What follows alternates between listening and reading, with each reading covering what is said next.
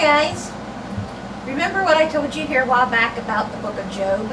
I told you about Job, how he had all this stuff and everything was going so good for him, and then Satan told God, well, he's only worshiping you, he only likes you because you give him all this stuff.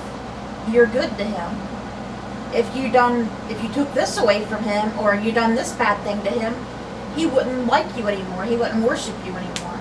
So God said, well, go ahead, do that to him, do this to him, but do not harm him, do not hurt him. You cannot kill him. So Satan did this to him and did that to him, but Job still worshiped God. And Satan, got madder and madder because Job still would not give up God. So I'm going to read you the story of Job. Now the story of Job goes on for a while. So we're just going to read the first 3 chapters today. I'm going to take this phone of mine and throw it across the room because it keeps beeping. I don't want nobody to disturb us again because I tried this earlier and the phone rang. So now we're going to start with the first 3 chapters of Job. We'll be reading in the New International Version. So let's begin. In the land of Uz, there lived a man whose name was Job. This man was blameless and upright. He feared God and shunned evil. He had 7 sons and 3 daughters, 10 kids in all. And he owned 7,000 sheep, 3,000 camels, 500 yoke of oxen, and 500 donkeys, and had a large number of servants. He was the greatest man among all the people of the East. His sons used to hold the feasts of their homes on their birthdays, and they would invite their 3 sisters to eat and drink with them. When a period of feasting had run its course, Job would make arrangements for them to be purified. Early in the morning he would sacrifice a burnt offering for each of them, thinking perhaps my children had sinned and cursed God in their hearts. This was Job's regular custom. One day the angels came to present themselves before the Lord, and Satan also came with them. The Lord said to Satan, "Where have you come from?" Satan answered the Lord, "From roaming throughout the earth, going back and forth on it." Then the Lord said to Satan, "Have you considered my servant Job? There is no one on earth like him. He is blameless and upright, a man who fears God and shuns evil." "Does Job fear God for nothing?" Satan replied. "Have you not put a hedge around him and his household and everything he has? You have blessed the work of his hands so that his flocks and herds are spread throughout the land. But now stretch out your hand and strike everything he has, and he will surely curse you to your face." The Lord said to Satan, Very well then. Everything he has is in your power, but on the man himself do not lay a finger." Then Satan went out from the presence of the Lord. One day, when Job's sons and daughters were feasting and drinking wine at the oldest brother's house, a messenger came to Job and said, "The oxen were plowing and the donkeys were grazing nearby, and the Sabines attacked and made off with them.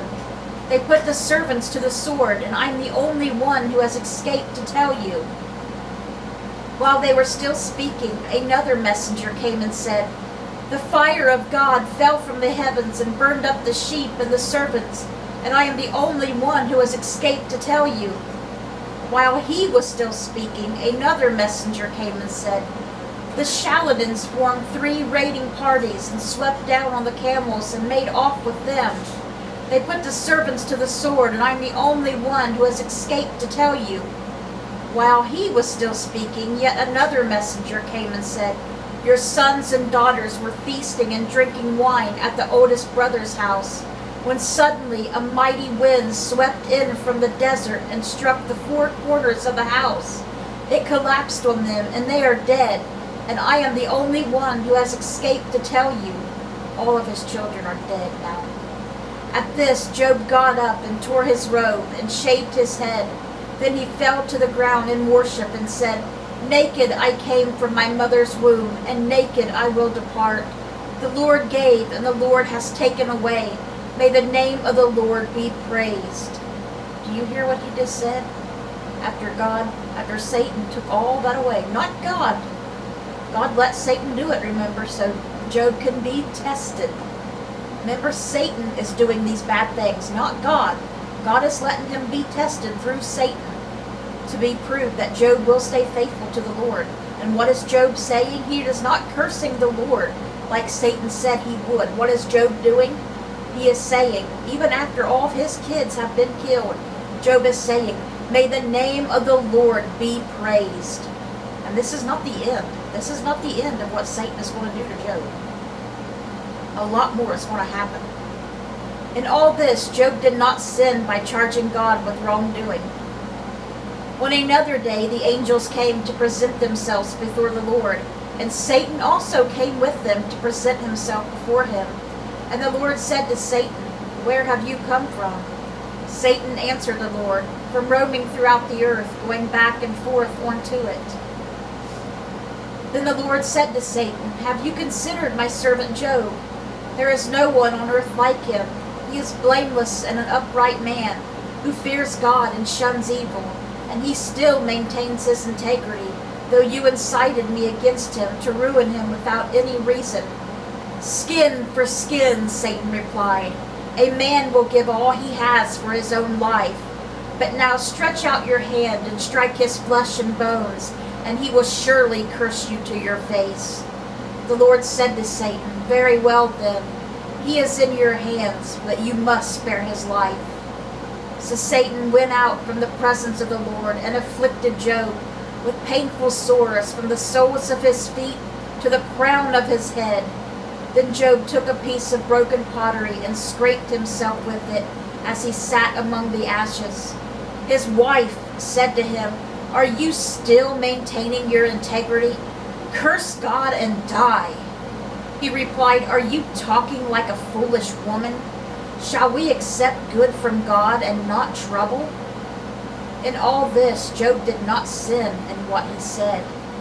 When Job's 3 friends, Eliphaz the Telamite, Bildad the Shumite, and Zophar the Naamahite, heard about all the troubles that he had come upon him, they set out from their homes and met together by agreement to go and sympathize with him and comfort him. When they saw him from a distance, they could hardly recognize him. They began to weep aloud, and they tore their robes and sprinkled dust on their heads. Then they sat on the ground with him for 7 days and 7 nights. No one said a word to him, because they saw how much suffering he was suffering. After this, Job opened his mouth and cursed the day of his birth. He said, may the day of my birth perish, and the night that said a boy is conceived. That day may it turn to darkness. May God above not care about it. May no light shine on it. May gloom and utter darkness claim it once more. May a cloud settle over it. May darkness overcome it. That night may thick darkness seize it. May it not be included among the days of the year, nor be entered in any of the months. May that night be barren. May no shout of joy be heard in it. May those who curse days curse that day.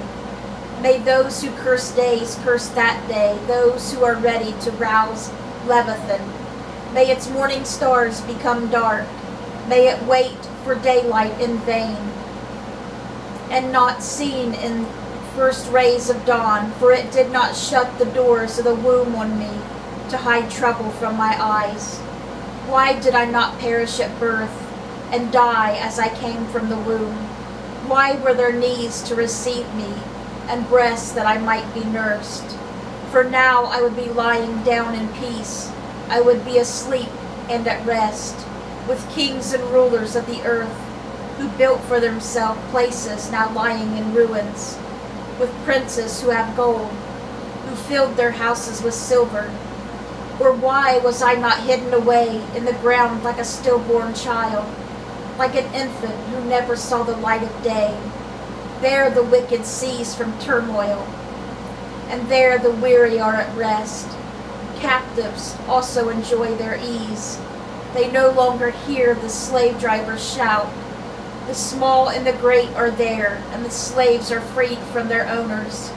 Why is light given to those in misery, and life to their bitter of soul, to those who long for death that does not come, who search for it for more than for hidden treasure, who are filled with gladness and rejoice when those who reach the grave? Why is life given to a man whose way is hidden, whose God has hedged in? For sighing has become my daily food. My groans pour out like water. What I feared has come upon me. What I dreaded has happened to me.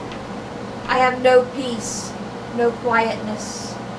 I have no rest, but only turmoil. And that's where we're going to stop with the book of Job today.